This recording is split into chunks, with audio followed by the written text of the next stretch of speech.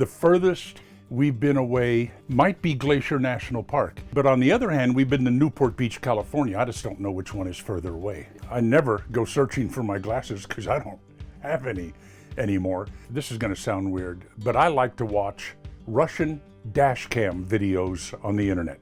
I keep watching and said, what is cooking here? What is going to happen to create an accident?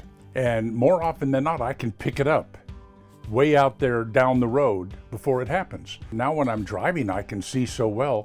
I'm always looking a half a mile in front of the coach. And we get on that bypass, that big long curve to get on that and I start braking. Donna says, "What's the matter?" And I said, "Traffic stopped up ahead."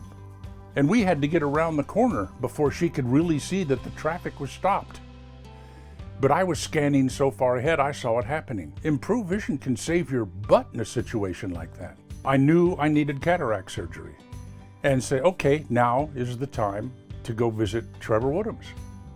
Well, regular cataract surgery is gonna have some, as I understand it, some correction that goes along with it, but you're certainly not gonna be in a situation where you have 20/20 near and distant, which is why I had PreLex eventually, is because I lost my peripheral vision due to cataracts on this side, which I consider to be somewhat of a danger flying airplanes. Some of the things that people are so worried about and scared about just don't happen, like, oh, all the lights are gonna blur and flare at nighttime. No, they don't.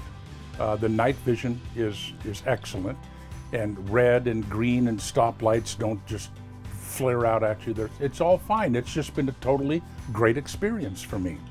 Well, what was I afraid of? It took, what, 15 minutes? I walked out, threw away the glasses. So I just wish that somebody had sat me down and talked to me and said, it's not what you think it is. It's gonna be great, get it done.